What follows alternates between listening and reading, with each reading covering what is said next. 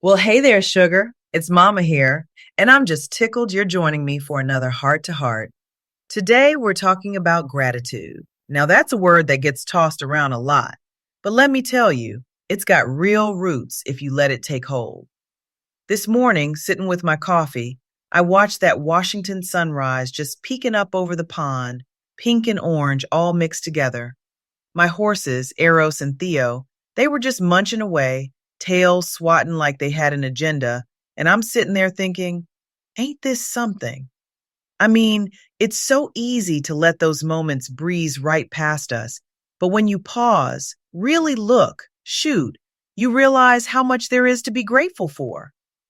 Now, I might not have told y'all before, but science actually backs me up here.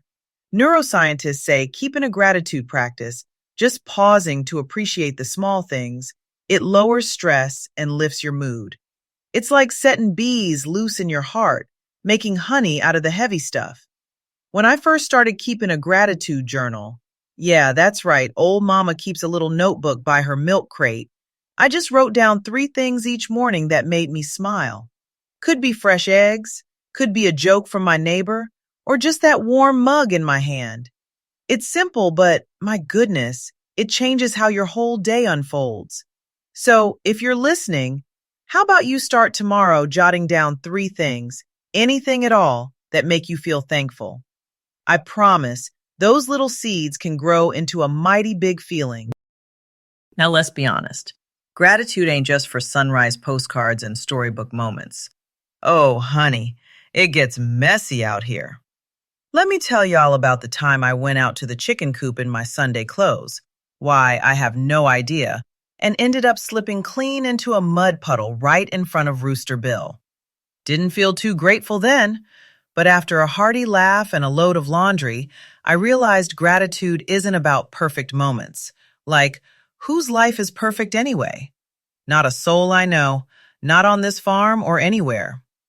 Turns out there's research, real smart folks talking, that shows folks who accept good enough and let go of perfection actually live happier, less anxious lives. Makes sense, doesn't it? When we stop wrestling to make everything just so, it's a lot easier to appreciate what's actually going right, even if your boots are muddy and the sky decides to rain all evening. I always say, next time you find yourself frustrated, maybe someone left the gate open or supper burnt a little, see if you can find one sliver of good, even if it's just that you caught yourself laughing. Sometimes I think life's most grateful moments are hiding in the middle of a mess. You know, gratitude isn't just for our own pockets. It's something we can hand out to others, like biscuits at Sunday supper. I started noticing how saying thank you to my farm hands for the littlest things, refilling the horse trough or bucking hay, built up this real trust between us. Folks work harder and smile wider when they feel seen, let me tell you. And don't get me started on that good neighbor exchange we did last fall. Swap some of my fresh eggs for Pac's homemade egg rolls. Honestly, I think we both walked away feeling like we gained more than we gave. That's how gratitude works. You give it, it multiplies. So here's a little challenge. Let's call it the 3 compliments a day challenge. Find 3 folks, could be family, someone at the store, even the mail carrier, and tell them something you appreciate. Might feel awkward at first, but you'd be surprised how it softens folks up, and you too. It's like what we talked about a few episodes back about music bringing people together, or how finding the good in others can reshuffle our whole perspective. Gratitude is the glue, y'all. Now, I'd be pulling the wool over your eyes if I said gratitude is always easy, especially when times get tough. Lord knows there have been seasons out here when nothing goes as planned. Maybe it's a busted fence, sick calf, or just that deep down tired. There was one winter I remember, felt like all the sunlight done packed up and left. What pulled me through was shifting my gaze to what I still had: a cozy barn, a few healthy critters, a few folks who checked in on me. Turns out, psychologists say gratitude during hard times actually builds resilience, keeps the blues at bay, and helps you bounce back. On the really tough days, I doubled down and would write in my journal, sometimes with tears in my eyes, 3 things that gave me hope. And I'd call a friend or tell a story about a small victory, just to remind myself and them that blessings don't all look like sunshine. Sharing these stories, even the hard ones, that's what knits us close and keeps the hope light burning.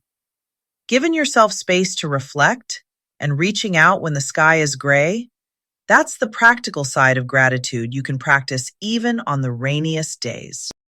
But you know what makes gratitude real magic?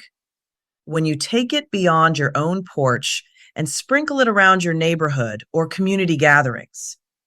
I've seen more friendships bloom just by sharing thanks at the pie auction or the county fair.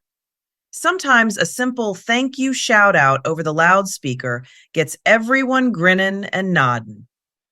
It's what folks call a ripple effect. You show appreciation. Next thing you know, it's like a chain of folks passing it on. I love starting a gratitude chain. Maybe it's writing a thank you note to the gal who fixed your coffee just right, or leaving a sticky note on your neighbor's gate. Before you know it, you've got a whole bunch of people catching that same spirit. So this week, let's all start a gratitude chain. Write a note, say something kind in front of others, and watch how the whole place lights up. That's how you lift a community, one sweet word at a time. And hey, I hope you'll stick with me for our next heart to heart. There's always more wisdom and warmth ahead. Till then, keep tending to your gratitude garden, y'all.